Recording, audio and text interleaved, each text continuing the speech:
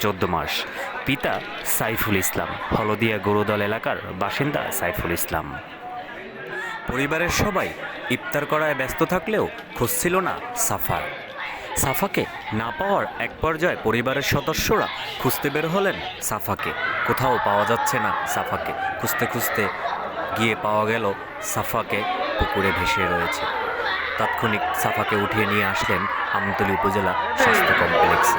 আমতলী উপজেলা স্বাস্থ্য কমপ্লেক্সের কর্তব্য চিকিৎসক পরীক্ষা নিরীক্ষা শেষে বললেন সাফা আর নেই। পরিবারের সদস্যদের একটু অসচেতনতার কারণে ঝরে যাচ্ছে এভাবে হাজারো সাফার প্রাণ।